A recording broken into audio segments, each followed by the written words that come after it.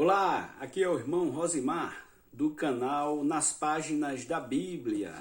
Estamos aqui mais uma vez para tratarmos do assunto, que a gente vem discorrendo aí sobre o livro de Atos dos Apóstolos, não é isso? O canal tem o intuito de tratar de temas bíblicos específicos, como no caso este que estamos estudando, Atos dos Apóstolos, capítulo 2, bem como também curiosidades bíblicas. No outro vídeo, certo? Você pode ver aí no canal, eu falei sobre o capítulo 1 do livro de Atos dos Apóstolos. Estamos aí no ano 27 ao ano 30 da Era Comum, certo? Cristo Jesus padeceu, morreu em uma cruz e ressuscitou, e agora a igreja está disposta a levar a mensagem à frente, certo? Nós vimos que o capítulo 1 ele é um preparativo para o capítulo 2, onde a promessa do Espírito Santo, o poder de Deus, vai selar a igreja, não é isso? E o capítulo nos começa dizendo que cumprindo-se o dia de Pentecostes, certo? Então, eles estavam reunidos no mesmo lugar. As pessoas costumam associar o derramamento do Espírito Santo com o movimento pentecostal, não é isso?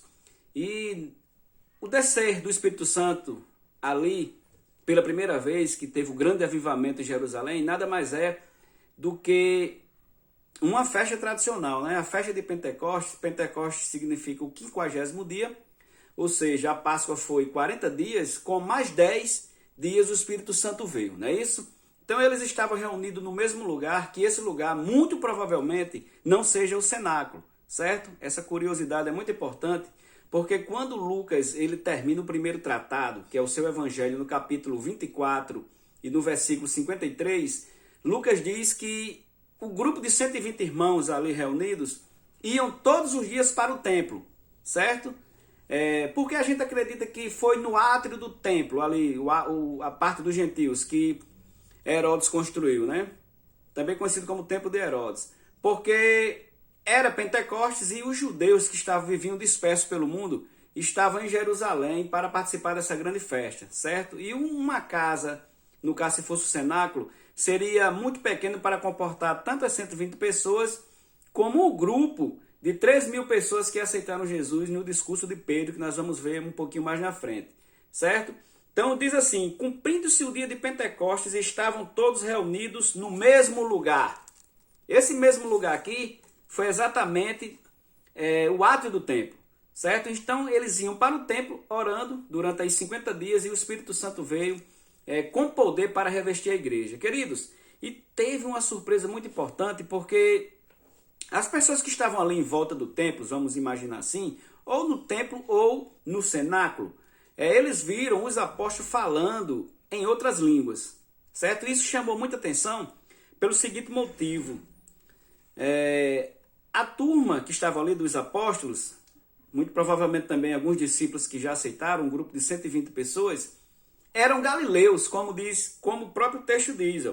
Versículo 6. E correndo aquela voz, ajuntou-se uma multidão e estavam confusa, porque cada um os ouvia falar na sua própria língua. E todos pasmavam e se maravilhavam, dizendo uns aos outros: Por quê? Pois que não são galileus? Por que eles fizeram essa indagação? Porque vejam só, os galileus, que era na região norte, a Galileia, era uma região muito desprezada dentro de Israel, certo? Era como se fosse a periferia. Lá eles não tinham o costume de sentarem os grandes intelectuais em bancos acadêmicos, certo? Então a Galileia era uma região onde tinha lá o mar Tiberíades, o mar da Galileia, também assim conhecido, e por isso os apóstolos eram um pouco desprezados, certo? Por serem daquela região. Então eles não colocaram assim, vamos dizer assim, muita fé, muito entusiasmo naquilo que eles estavam vendo. Pois eram 9 horas da manhã. Eram 9 horas da manhã, como diz o texto. Então o primeiro avivamento da era da igreja aconteceu em Jerusalém. Nós vimos que eles estavam assentados e ouviram, queridos, o som de um vento. É comum a gente ver em filmes, em algum seriado, o vento movendo ali o lugar onde eles estavam reunidos, não é isso? A gente costuma ver o vento, mas o texto bíblico não fala que veio um vento, veio apenas o som de um vento. Então o Espírito Santo, ele veio em formato do som de um vento, bem suave, onde eles foram cheios do Espírito Santo, certo? Então a curiosidade aqui nesse texto é que muito provavelmente eles não estavam no cenáculo, mas no átrio do templo, porque ali, no grande discurso de Pedro, que é o nosso próximo tópico aqui do capítulo 2, ele vai trazer algo muito importante. O tema ressurreição e Espírito Santo são bastante evidentes aqui no livro de Atos dos Apóstolos, certo? Como eu comentei no outro vídeo, o livro de Atos dos Apóstolos também é conhecido como Atos do Espírito Santo, porque a ação do Espírito Santo vai ser bastante comum a partir de agora, até os nossos dias, certo? Na era da igreja. Então, tudo bem? Estamos situados aqui no ano 27 ou muito provavelmente ano 30, no segundo mês, onde Cristo Jesus enviou o seu Espírito para selar a igreja, certo? Então eles foram revestidos de poder e Pedro, se pondo de pé, começa a falar, amados, a primeira pregação da igreja. E pasmem, o apóstolo Pedro, cheio do Espírito Santo, juntamente com todos os irmãos que estavam ali presentes, ele fala de alguns profetas do Antigo Testamento, né? Ele fala primeiro de Joel, certo? Que tinha uma profecia de Joel também em Isaías, onde as pessoas iriam falar em outras línguas. Essas línguas aqui são as línguas exatamente de outros países, onde as pessoas que estavam lá ouviram e começaram a compreender o que os apóstolos estavam dizendo, certo? Por isso a maravilha deles, por isso que eles ficaram espantados. Às 9 horas da manhã, chegaram a dizer que eles estavam embriagados. Por isso que o apóstolo Pedro, no seu discurso, diz que eles não estavam embriagados. E ali era o poder de Deus, né? E ele começa a falar de coisas muito interessantes que marcaram o cristianismo, né? Pedro fala sobre a ressurreição. Queridos, a ressurreição é uma temática muito nova na época que Pedro falou. Certo? Era comum as pessoas acreditarem na ideia platônica de que quando uma pessoa morria, a alma ia para o éon. Essa ideia era bastante divulgada desde a Grécia Antiga. Era comum também a gente vermos entre os intelectuais da época a ideia de Pitágoras, onde quando uma pessoa morria, o seu espírito transmigrava para outro corpo. Essa ideia também era bastante aceita. Certo? E também a ideia de Epicuro, quando uma pessoa morria, o corpo morria junto com a alma. Essa pessoa que era adepto das ideias de Epicuro, onde Paulo vai debater com eles lá no capítulo 17, os epicureus acreditavam que quando uma pessoa morria, a alma também da pessoa morria e ponto final. Certo? E Pedro traz uma nova doutrina, a doutrina da ressurreição. Veja aí Atos 2:24, ao qual Deus ressuscitou, soltas as ânsias da morte, pois não era possível que fosse retido por ela. Certo? Adiantando aqui no versículo 27, Pedro continua dizendo aqui, pois não deixará a minha alma no Hades, nem permitirá que o teu santo veja corrupção.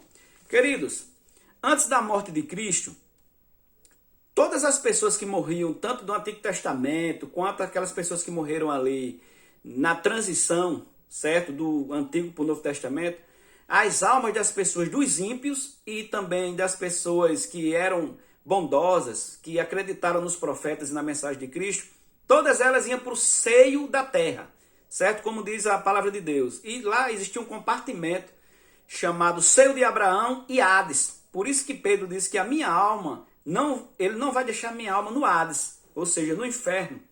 Pois antes de Cristo tudo acontecia ali.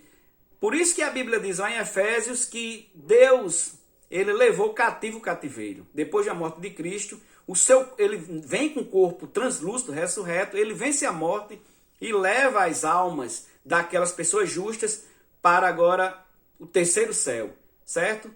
Então, essa curiosidade aqui é muito importante. As pessoas que morrem hoje com Cristo não descem mais para o Hades, apenas aquelas pessoas que não aceitam a ideia de Cristo, certo? Então, ele continua aqui, o grande apóstolo Pedro, e no seu discurso sensacional, ele também fala aqui de Davi, no versículo 34, né, afirmando o seguinte, porque Davi não subiu aos céus, mas ele próprio diz que o Senhor ao meu Senhor, assenta-te à minha direita, até que ponha os teus inimigos pôs cabelo dos teus pés, certo? E ele conclui aqui o capítulo 2 com 3.000 pessoas aceitando Jesus, certo? 3.000 almas aceitaram Jesus. Queridos, o escritor Lucas, nos primeiros capítulos, no caso nós estamos estudando o capítulo 2, ele vai nos dando quantidade de pessoas, certo? Então a igreja começou ali com os 12 apóstolos, depois da ressurreição de Cristo já tínhamos ali 120 irmãos, e depois da grande pregação de Pedro, num momento ali muito importante, numa festa tradicional, inclusive uma festa milenar, que era a festa de Pentecostes, o Espírito Santo, por ocasião, veio nesse dia. Por ocasião, o Espírito de Deus veio no dia da festa, certo? Então, ali foi um momento oportuno para Pedro expor a nova ideia, um novo pensamento. Lembre-se, eles não tinham Bíblia nas mãos, eles não tinham o Novo Testamento. O Novo Testamento só vai ser compilado, começa a ser escrito a partir do ano 58, quando a epístola aos Tessalonicenses é a primeira carta a ser escrita, certo? Então eles estão apenas ali transmitindo o que ouviram de Cristo. E, queridos, pasmem, a igreja está crescendo de forma maravilhosa. Já são aqui 3.000 almas convertidas. Ali existiam pessoas de várias dinastias, né? Eram judeus helenistas, que porventura alguns já estavam habitando em Jerusalém por ocasião da Páscoa e da festa de Pentecostes, certo? Faz apenas aqui 52 para 53 dias que Jesus Cristo morreu e está tudo novo ali em Jerusalém. A igreja está crescendo de forma maravilhosa. E o versículo 2, que foi o tópico da nossa aula de hoje, conclui dizendo assim, versículo 47, louvando a Deus e caindo na graça de todo o povo, e todos os dias acrescentava o Senhor à igreja aqueles que haviam de se salvar. Então, queridos, que coisa maravilhosa, né? O apóstolo Pedro faz um discurso fenomenal, um discurso sensacional no revestimento de poder, né? Realmente eles esperaram pacientemente, tanto que a Bíblia diz que eles estavam assentados, ou no cenáculo, mas muito provavelmente no ato do templo, pela espera do Espírito Santo, que veio de forma sensacional, ok? Então, estamos no capítulo 12, concluindo, a igreja foi revestida de poder, já temos ali mais de 3.000 pessoas convertidas ao cristianismo, e agora nós vamos estudar no próximo vídeo o capítulo 3, espero você se inscreva no canal, dê um like, e estamos juntos aí em nome de Jesus, tá bom?